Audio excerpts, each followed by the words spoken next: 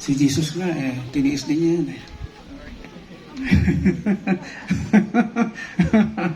Di ba? Si Jesus Christ siya. Even more than that. Okay. Kay and Charles, totoo ako makita kayo personal now, today, on your big day. Naka-attend ba kayo sa aming pre-K na seminar? Naka-attend kayo? Okay, that's good. So, this will just be a recap of what you have learned in the pre-K na seminar, and this also goes to the couples here. At pati na yung mga mag-aasawa pa lang. Mga binata't dalaga na nandito. This message is very important for all of you. Because you will never hear this from any institution. Sa amin lang. Bakit ko nasabi yun? Because our businesses have this passion or advocacy to strengthen the marriage institution na sinasabi ng bansa na ng konstitusyon natin na pundasyon ng bayan, yung pamilya. At yung pundasyon daw ng pamilya ay yung marriage. Kaya pag may problema sa marriage pa lang, hindi na magiging matibay yung pundasyon. Pwede ba akong umatras? Nakatapat ako sa araw. Yeah. Thank you. So sabi ng gobyerno, pati ng simbahan, siyempre, ang pamilya ang pundasyon ng Estado. At ang pundasyon naman daw ng pamilya ay yung marriage. Kaya pag yung marriage between the man and the woman may problema na, how can the family be the foundation of the state? Diba? Now, tuklasin natin, ano ba yung hiwagang nangyayari kapag nagsama yung babae at lalaki? Kasi marami hindi nakakaintindi. No? Lalo na pag pumasok sa marriage na hindi pa siya tapos, ma-enjoy yung kadalagahan niya, yung kabinataan niya. Hindi pa niya na-enjoy ng husto, na in love, hanggang sa lumaki ang tiyan, no? Hindi na napaghandaan yung tamang pag-aasawa. Alam niyo ba ang cause ng ating problema ay laging due to our ignorance? Yun lang ang cause ng ating problema. Kaya pag pumasok ka sa marriage institution, na hindi ka ready, hindi ka pa tapos. Ano ba yung dapat tapusin? Yung pagmamahal sa sarili. Kasi yun yung tatlong proseso na sinabi ng Diyos, no? In my studies of the words of God, every time He speaks, laging may proseso pala yun na pinagdadaanan. Hindi yung sunod-sunod na akala nyo pare-pareho yung meaning. No, hindi. It has a process. For example, tinanong siya, which is the greatest commandment? Tinanong siya ng isang matatalinong tao na nabubuhay ng panahon na yon, which are called Pharisees and Sadducees. They are lawyers, no? Which are the greatest commandment? Kasi we are following 666 something law. Sinagot niya ng dalawang answer because the question requires two answers. What is the first one? Love the Lord thy God with all thy heart, with all thy mind, with all thy soul. Second, love thy neighbor as thyself. So, pag pinag-aralan mo yun, it talks about the process. You know God first, then makikilala mo ang sarili mo. Makikilala mo yung kakayahan mo. Iba yung binibigay na confidence sa tao kapag naniniwala siya sa kakayahan niya, di ba? Iba yung binibigay na paniniwala or believe sa sarili. Marami nag-asawa na hindi believe sa sarili, kaya nagsasuffer ang marriage. Saan ba siya dapat bumilib? Sa kakayahan niya na ibinigay ng Diyos sa kanya. Yung mga pwede niyang magawa or kaya niyang gawin na siya magbibigay ng biyaya sa kanilang mag-asawa. Pangalawang proseso, love thyself. The second step, love thyself. When you learn how to believe in yourself, when you know yourself, nakita mo yung purpose mo sa mundo, magdidisiplina ka sa sarili mo. You will never waste your time. Alam mo kung saan pupunta ang buhay mo because alam mo kung sino lang ikakausapin mo. Alam mo kung ano lang yung mga books na babasahin mo. You are now disciplined when you learn to know yourself. When you learn to love yourself. Diba sabi nga nung kanta, learning to love yourself is the greatest love of all. Kaya when you discover yourself, your true value, doon ka pwedeng magmahal ng iba. Doon ka lang pwedeng magmahal ng neighbor. And that neighbor can be your spouse.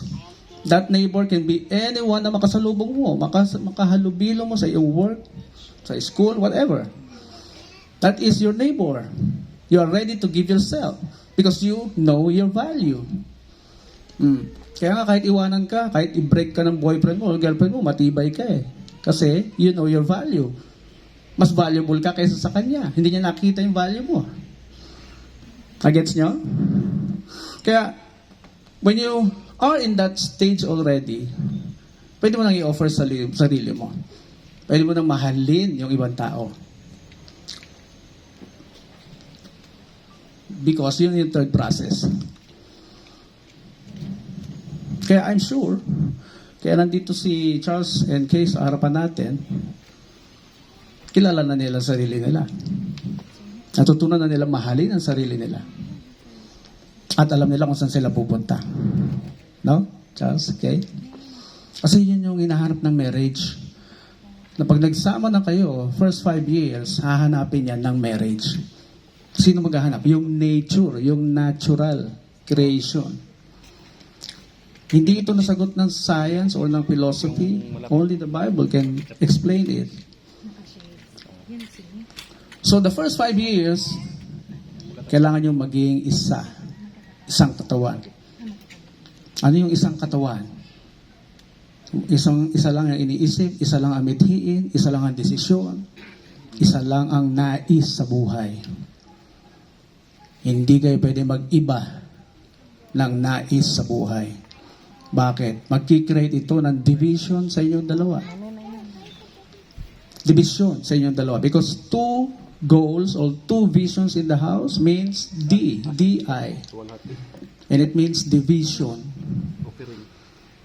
Paano mangyayari yun, Father? O kung may magkaiba kayong goals, kakausapin mo lahat ng taong tutulong sa'yo to reach that goals. Hindi ka na magkakaroon ng time kausapin ang asawa mo. Lalo na si Kay, kung meron siya sariling goal, kakausapin din niya lahat ng tao makakatulong sa goal niya. Sana kayong time sa isa't isa. Hindi kayo interesado sa goal ninyo kasi magkaiba eh. You get that? Yan ang reason ba't kayo pinag-isa ng Diyos. Para maging isa din dapat ang inyong mithi eh. Kaya nga tinanong pa si Jesus Christ, bakit yung mga tao nagdi-divorce? Bakit yung mga tao naghihiwalay? Kaya sagot ni Jesus, hindi nyo ba naintindihan? Hindi nyo ba nalalaman? Ang tatalino nyo pa naman, sabi niya gano'n, no? From the beginning, God made the male and the female. Sino na una? Male, then female. And then, pinag-isa sila. They shall become, o iwanan ng magulang, and they will become one flesh. Bakit pumayag daw si Moses na i-divorce sila? Ba't binigyan ng certificate? Anong sagot niya? Because ang titigas ng ulo nyo. Saan tumigas yung ulo? Sa kagustuhan, hindi maging isa. Nagdi-desisyon mag-isa ang asawa mo.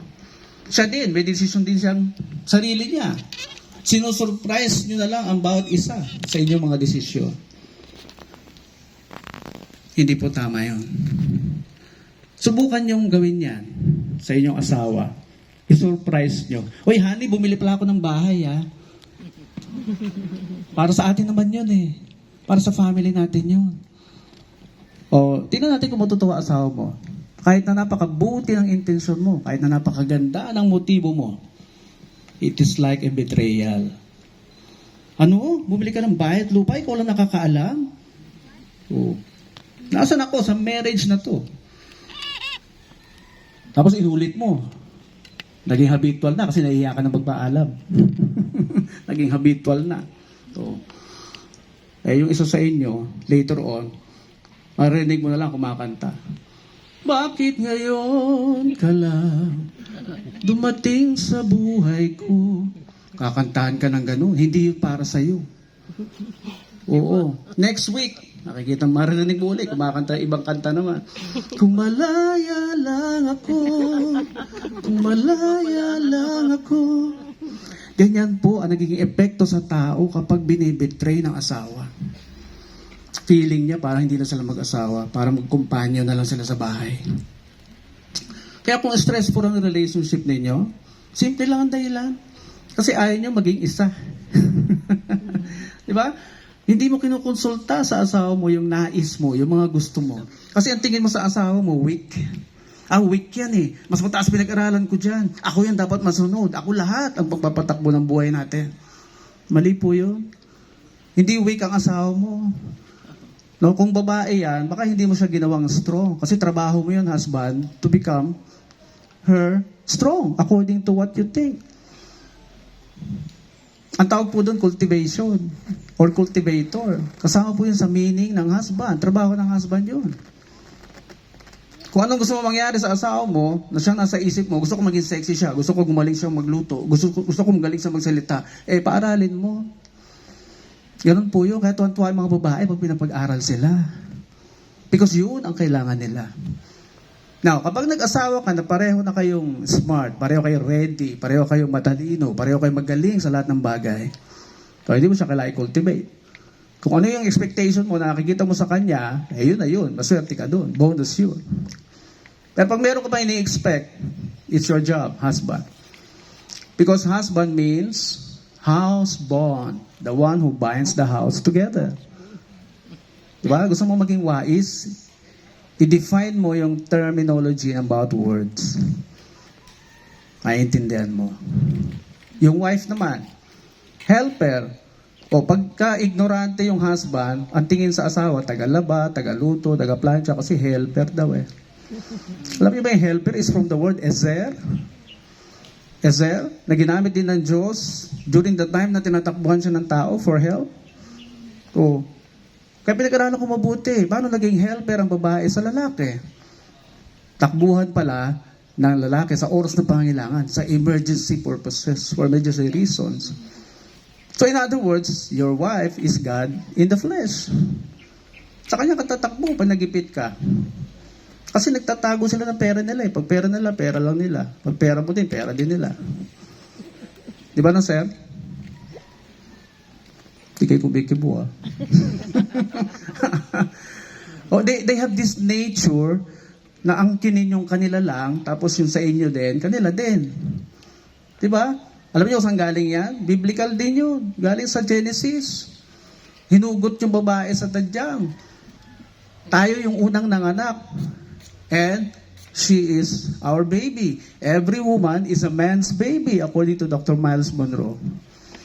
Every woman is a man's baby. Kaya tingnan mo, ang lagi nilang nais, mapamper, huwag paiyakin, huwag gutumin, laging bigyan ng pera. Yun ang gusto nila. Di ba no, ma'am? They are like babies. Ano ba ang treatment natin sa babies? Hindi pwedeng magutom, hindi pwedeng umiyak, hindi pwedeng mainitan. O kaya nga kayo nandyan eh. O kaya dito mga lalaki sa mainit eh. Diba? Ayaw nila kayong mainitan, kaya pinagpalit kayo. Dito kayo dapat eh. Every woman is a man's baby. Kaya Charles, remember that she is your baby. Galing sa katawan mo yan, didesisyonan mo yan. Kaya gusto niya laging pinapamper. Kino-comfort. Diba? Hindi pwede nagugutom yan. Laging busog dapat yan. Natural feeling kasi yan na hindi niya control, hindi niya invento. You expect the man to provide for everything that you need because you are a baby of your husband. Kaya habang tumatagal yung pagsasama ng mag-asawa, dahan-dahan ang komportable ng tawagin ng wife yung husband niya na daddy. Komportable kayo tawagin yung husband niyo na daddy habang tumatagal ang inyong pagsasama. Ganoon naman yung lalaki, habang tumatagal, ang tawag niya sa asawa niya, baby. Hi, babe. No? It's running in our genes. Okay? Finally, marriage is a gem.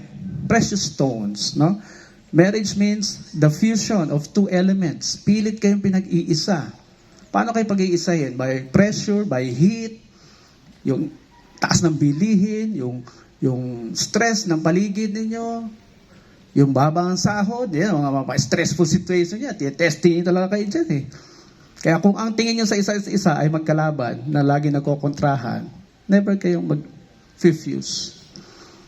Never. Laging stressful ang pagsasama nyo. Alam niyo yung posisyon dapat na mag-asawa? Hindi face-to-face, back-to-back. Kasi yung likod lang natin, yung walang proteksyon. Kaya pag nagdikit dalawa kayo dapat, back-to-back, kita nyo lahat ng kalaban nyo pag umikot kayo. Magkakampi kayo. Di ba? Hindi kayo magkalaban. Lagi kayong lumalaban sa sitwasyon. Fighting together. Hindi fighting each other. So, isa precious gem na kailangan kayong pag-isahin. Dadaanan ninyo lahat ng challenges, dadaanan ninyo lahat ng presyo ng buhay. And the more na hinaharap nyo yan together, the more na madaling maging isang katawan. Because yun ang purpose talaga ng marriage. Congratulations, Charles and Kay. I leave with you, the name of Jesus Christ. Amen.